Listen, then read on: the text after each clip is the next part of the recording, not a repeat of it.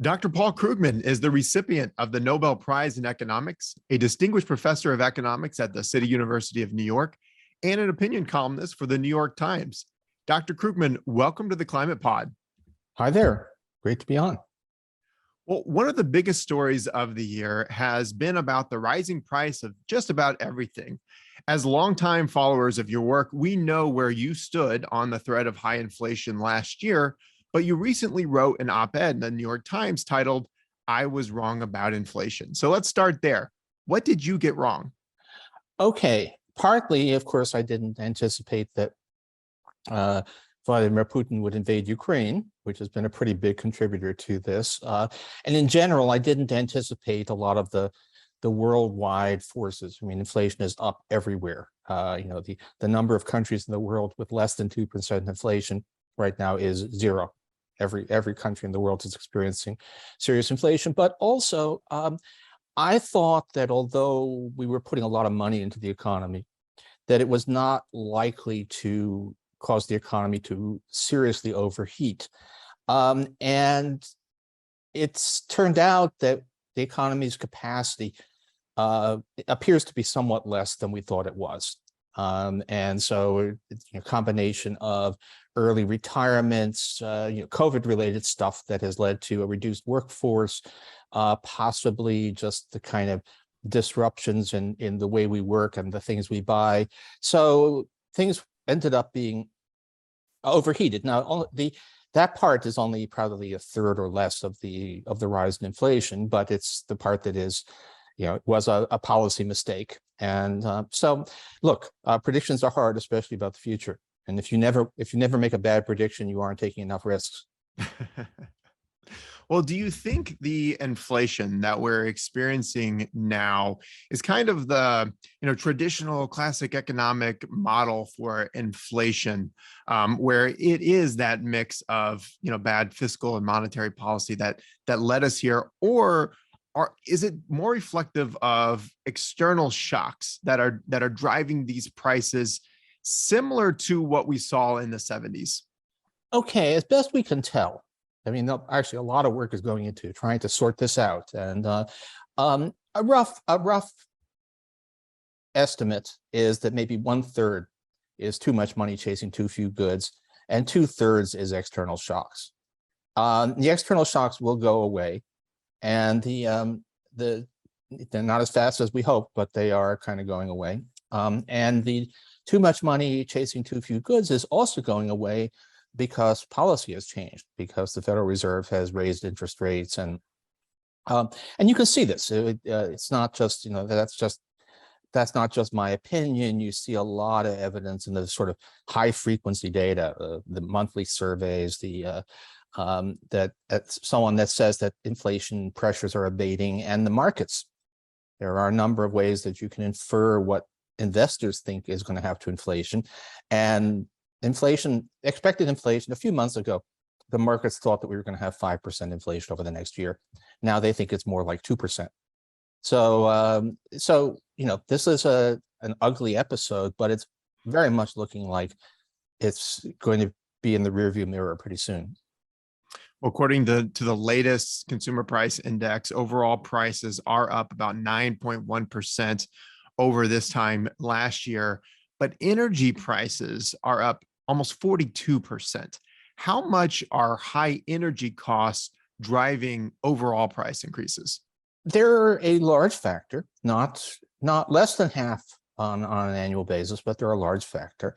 But it's also, by the way, again, rearview mirror, right? What you have is numbers for June, which is when gasoline prices hit their peak, and gas is now 70 cents a gallon cheaper than it was in the middle of June.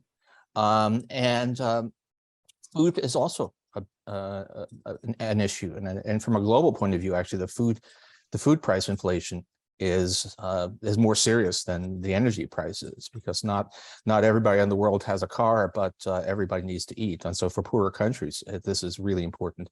So this is food and energy. It is a standard practice to look at inflation stripping out food and energy, and depending on there are different measures of inflation, but depending on which measure, the so-called core inflation, which strips out the food and energy, is running substantially lower, probably at this point around 4%. We'll get a better reading on that in the next few days after we record this, which is higher. The target for that is about 2. So it's above target, but it's nothing like as extreme as the headlines you're seeing.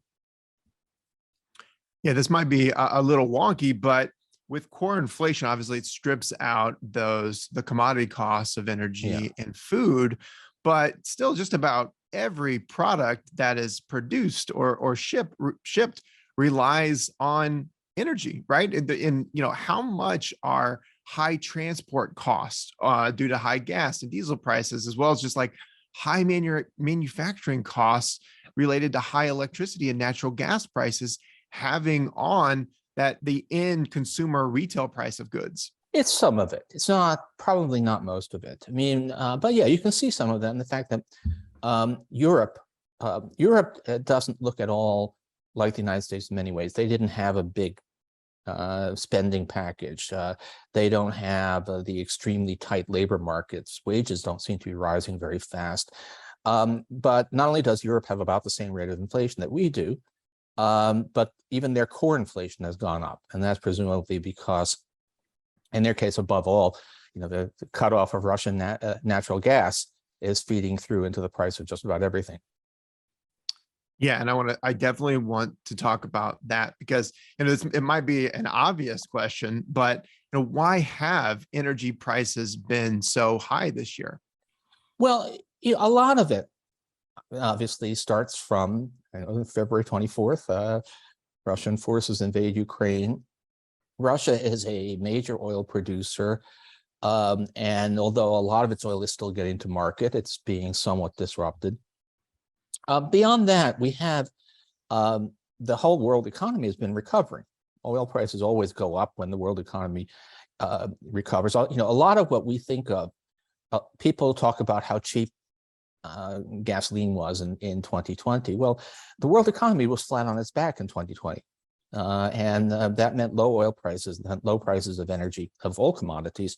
And so there's a sort of general global recovery. And then there's a special factor, which is that energy prices were actually artificially low, even just from a financial point of view, before the pandemic hit, because we had this boom in fracking. And the fracking was one of the largest money-losing ventures in history. Turns out that the fracking industry was based upon borrowing vast amounts of money from credulous banks and lost several $100 billion even before the pandemic depressed demand. So you can't expect, to some extent, we had depressed, we were never going to go back to those levels. So we had a depressed energy price because of the pandemic, and then a recovery in the world economy, which hits a supply that is held back by the fact that people lost so much money, more or less literally threw so much money down into holes in the ground. And so, all of those factors combine to give us, in a way, what's a little bit surprising is that stuff isn't more expensive. Right now, adjusting for the overall inflation, the prices of other stuff, the price of gasoline in the United States is about what it was in 2013. I mean, it's not like we're actually in a period of extremely high prices by historical standards. Yeah, you mentioned energy companies, fracking companies specifically, kind of using this time to recoup some of those lost profits from the years preceding the pandemic, and especially that first year of the pandemic. How much, in your opinion, how much are the high energy prices that are flowing through the worldwide American supply chain right now due to the world's reliance on international oil and gas markets? Well, it's not clear to me. I mean, there's a question here. Suppose that the United States were isolated from the world, would we still be having the same price increases? And the answer is probably a bit less, although the United States is only, we're kind of self-sufficient in oil, so probably isn't making much of a difference one way or the other on oil. But natural gas prices are up substantially in the United States, not really because of domestic demand, but because we're suddenly shipping basically as much LNG as the port capacity allows to Europe because of the cutoff of Russian gas. So natural gas prices are up around 200% here and 1,000% in Europe. But it's in the end, it really doesn't make. Energy markets have been globalized. Certainly, oil markets have been globalized essentially forever. There was never a time when the United States was an oil market unto itself, and so that's not a new factor in the situation. It's not a new factor for sure, No. but I'd like to think that there is a better way. So in your opinion, would investing in wind and solar energy, which are inherently domestically produced and not tied to the fluctuations of international markets, would that shield Americans from those external market shocks that have driven up the price of energy and thus the price of everything else in the future? Well, I would put it differently. I would say that the point is not that renewables are insulate you from world markets. In some ways, actually, if it's possible to trade renewable energy somehow, if we can build electric, if we can build undersea cables that will carry hydropower, geothermal power from Iceland to Europe, that would be a great thing. The point is that they're much less sensitive to sort of geopolitical shocks. It's not the global markets thing so much as the fact that, again, that Vladimir Putin can cut off the supply of Ukrainian wheat and Russian oil, but he can't cut off the supply of wind. He can't block out the sun. So in general, renewables would make us a world that's less vulnerable to crazy people in wherever they are. We've been, as you can imagine, on the Climate Pod, tearing our hair out over Senator Joe Manchin's decision to not go forward with new spending on climate provisions, as laid out in the Build Back Better bill. He cited inflation and deficit spending. They literally built a framework to address inflation and to reduce the deficit. Did you see any sound reasoning in Senator Manchin's opposition to new federal spending on climate provisions? No, there was no way. This was an overfunded spending program, right? This was the additional revenues embodied in that last GASP attempt considerably exceeded the new spending. There was just no way that you could treat this as being something that would either increase the deficit or feed inflation. If anything, it was going to be disinflationary. But I've never believed that inflation was his problem anyway. It's always been. It's funny. He's a senator from.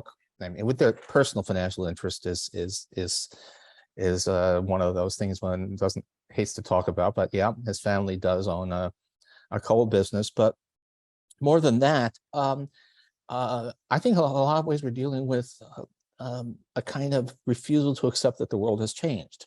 I mean, West Virginia thinks it's a coal state. If you actually look at employment, it's trivial. Coal is trivial. It's what West Virginians actually do for a living.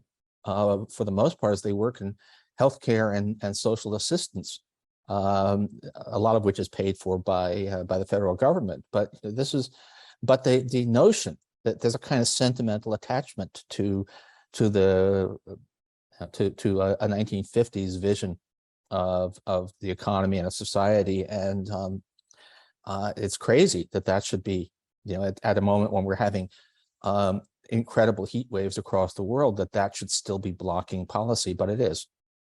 Yeah, I mean, it's fascinating to look at the most recent bill, which remained popular, right? Even as it was debated, people in West Virginia want the bill. People across the United States, these policies were popular, yet you have 51 senators. You have every single Republican senator will just not vote for any new climate provision spending. You have Joe Manchin, who seemingly is not going to move forward. Like, do you ever see a paradigm shift happening in our climate politics where public opinion wins out and we actually support a major federal spending bill on climate? Well, I think maybe we shouldn't blame the public too much. I mean, the House would have passed this in a minute. And the only reason that we can't get through the Senate, obviously, as Joe mentioned, but again, 50 Republican senators. But if the Senate, like the House, represented more or less it represented equal-sized, equal population districts, then we would have a comfortable Democratic majority in the Senate, and this bill, in fact, probably the whole Build Back Better package would have passed. So it's partly that the accidents of the way the U.S. Constitution has gotten out of touch with the reality of who we are as a country that is the problem. That said, I mean, so and if the 2020 election, if the Democratic share of the vote had been a couple of percentage points higher, then there would be 55 Democratic senators, and all of this stuff would have happened quite comfortably. It's not like there's vast opposition, but it is also true that a lot of us had hoped. I mean, there's been a real change in the way we try to formulate and sell climate policy. A lot of the older versions were kind of eat your spinach, carbon taxes, conservation methods, because that's what was, but couldn't see another way around. Now with the with the technological revolution in renewable energy, it has become possible to formulate an effective climate policy that is mostly carrots rather than sticks. I'm mixing my metaphors horribly here, but that is mostly good stuff, spending, job creation, and it's where you're really not calling on people to make sacrifices. So you're saying, here's an opportunity to do good stuff, and look at all the jobs we'll create in your district. And a lot of us had hoped that would be enough to, that would be enough to get past all of the obstacles. But it's turned out that ideological opposition, just plain intense partisanship, has prevented us so far from taking major action, even given that. So a political theory that I thought I was rather hopeful for has turned out to be not right or insufficient anyway. Even though it's long gone, do want to take a step back to look at that original $555 billion in potential investments and tax credits that, as you mentioned, passed in the House. This is what was set forth in Build Back Better. This is something that Ty and I were very excited talking about for a year, excited about what that would mean. That would be transformative for the climate. And as you mentioned, we're in a different position than we were with the Recovery Act investments of 2009, which were transformative and incredibly impactful. But you just imagine what that $555 billion would have done in 2022 versus what $90 billion did in 2009. It would have gone even further to address the climate crisis. I'm curious, from your standpoint, what would you have expected the long-term impacts on our economy to have been if we got that kind of investment into climate? Well, the main thing to say is that we would have a somewhat different economy, but I think the amazing thing is that at this point, thanks to the miraculous technological progress, we are capable of having a green economy that doesn't look, in terms of the way people experience it, very different from the brown or the black economy we have now. It's one where people still get to drive cars and still get to consume, all the things that they do now, except that a lot of it is electrified and comes from renewable energy sources. Used to be that people like me would, do speculative number crunching and argue that even a major reduction in emissions would only shave, at most a fraction of a percent off economic growth. At this point, there's no reason to believe that a transition to renewable energy would cut into economic growth at all. It just looks like we're so close to the tipping point. It would take just modest incentives, modest public investment to really transform the way that we produce and use energy. And it's the thing about it is that mostly people wouldn't even notice it. That you would, the air would be cleaner. In fact, there probably be, if we just consider not the climate stuff, but there are a lot of other consequences of burning fossil fuels. So healthcare costs would be lower.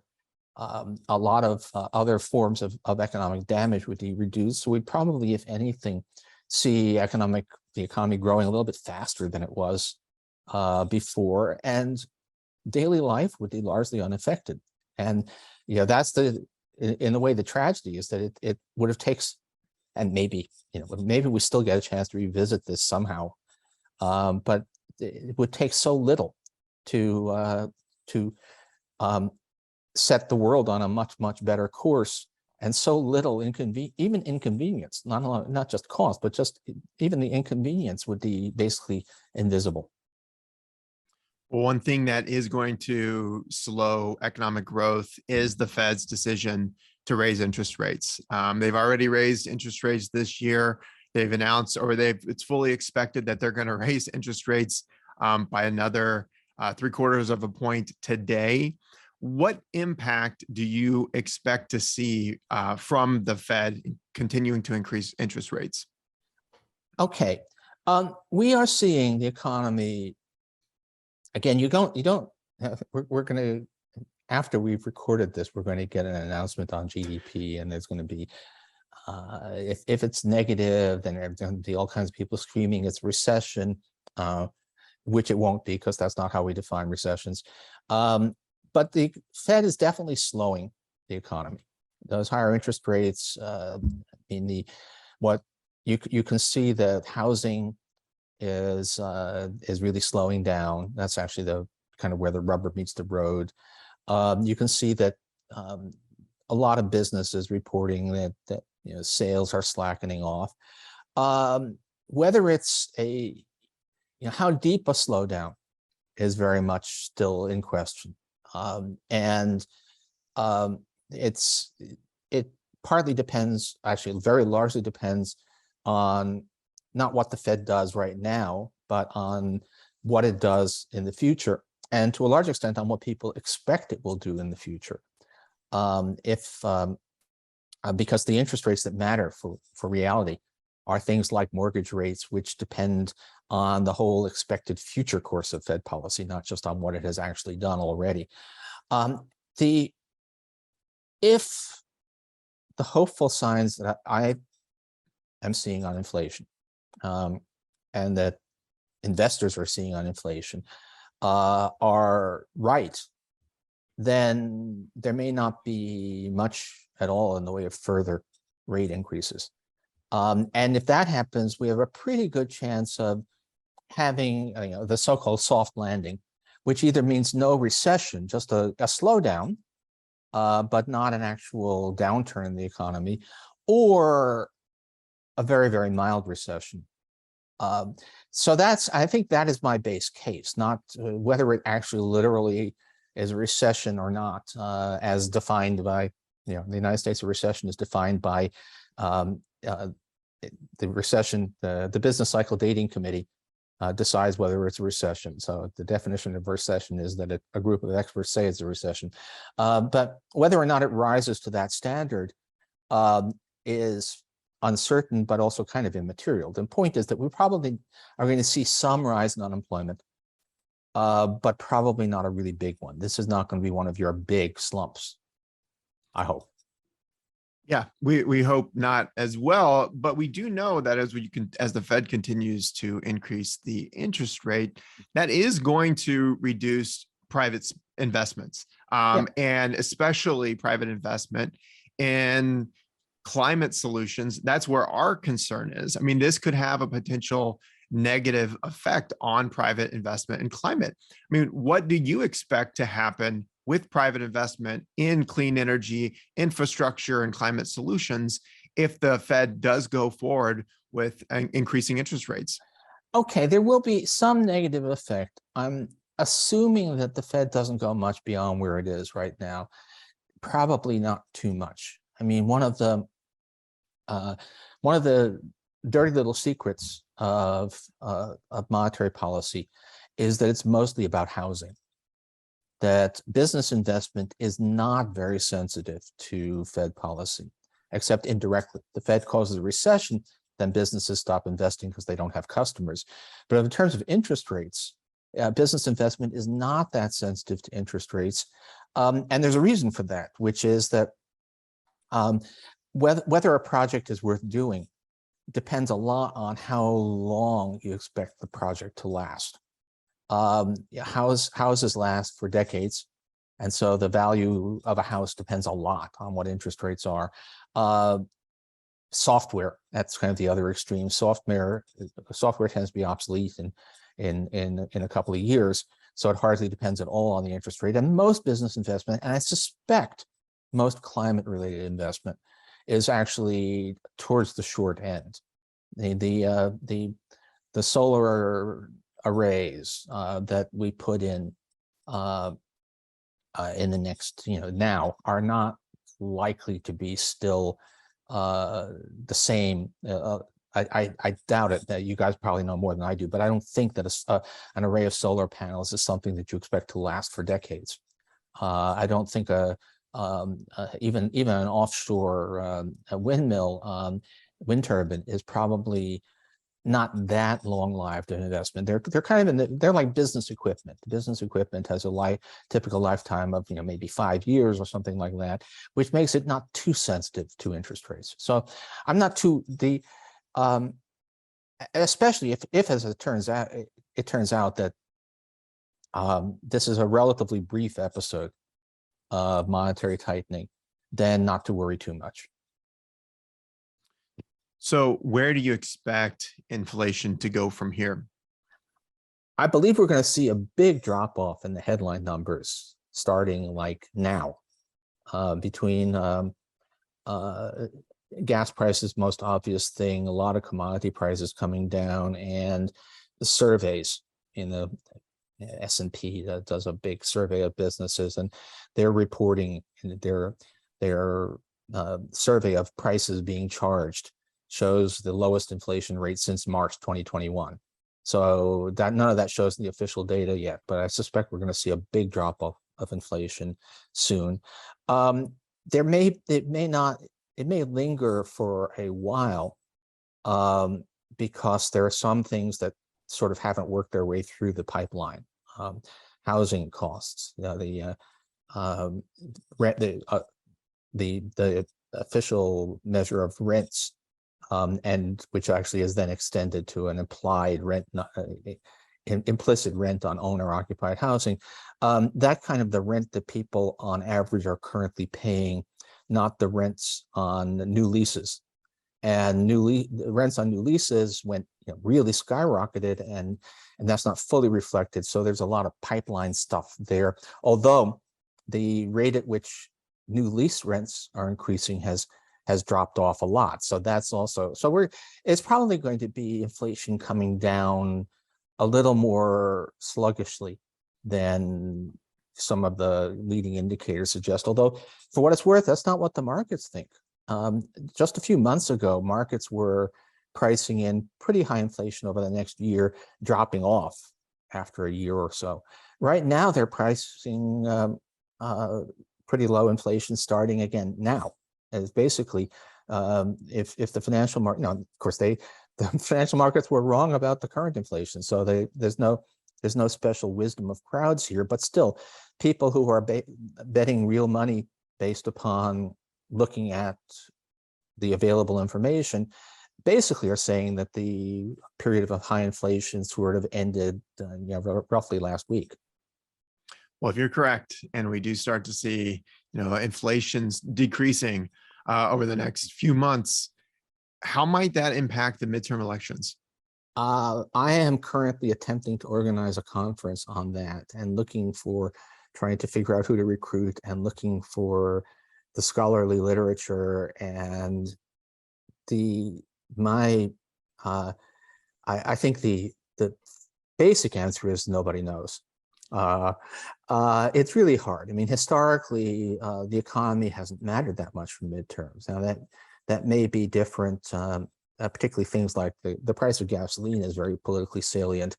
But then there's a question also about lags. If will people going to the voting booths in November remember, look around them and say, oh, gas isn't that expensive, or will they remember that earlier in the year gas did seem really expensive? Nobody really. We don't have enough experience, and of course, everything, to the extent that we have any information on this, it's based on historical patterns, and the world is very different now. It's, this is not the,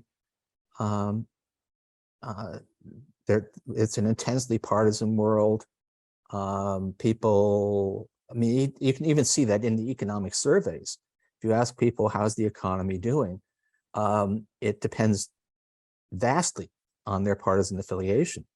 When the White House changes hands, the Democratic and Republican views on the economy completely flip, even though the reality hasn't changed at all.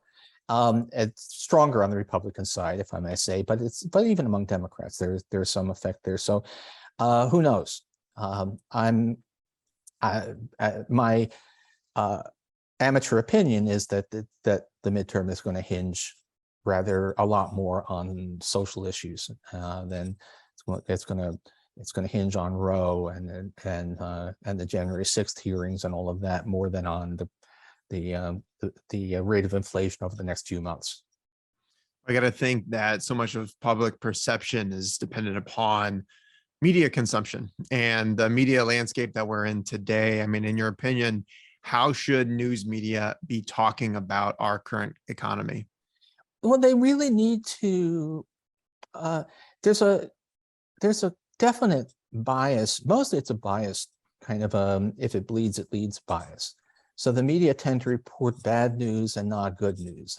I'd like to see a count on how many headlines we've had on falling gas prices compared to those that we had on rising gas prices.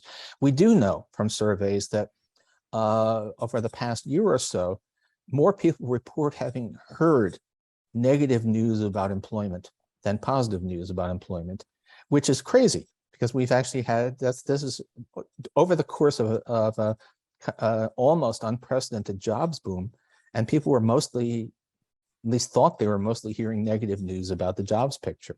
And that there's also an unprecedented divergence between what people say about their personal financial situation and what they say about the economy. It's basically that it's a horrible world out there, but I'm doing fine. So something's going on. It's there's probably, well, we can talk a lot. I think it does look as if there's a when people say that the media are liberal, it is probably true that most reporters and editors are in fact liberal, but they may actually bend over backwards to try to not, they're trying so hard not to let their personal political views color the reporting that it ends up being slanted the other way. But yeah, it's very much the people's perceptions about how things are going are very much shaped by the way they're covered. I mean, there are other areas, we know this, on crime.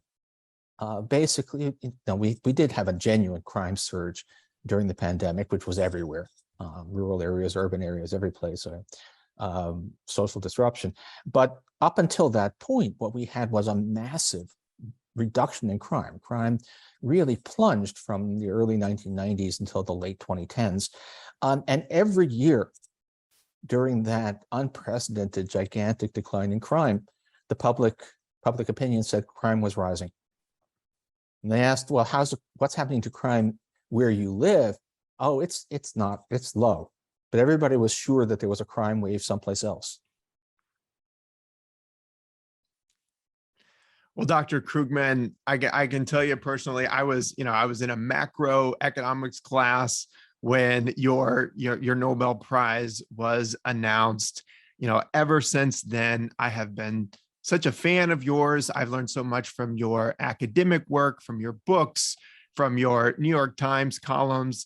It has been an absolute treat to be able to talk to you today and to be able to learn from you again about what's happening with the world as far as inflation and climate spending and the lack thereof. So I just want to thank you so much for joining us today on the Climate Pod. Well, thanks for having me on.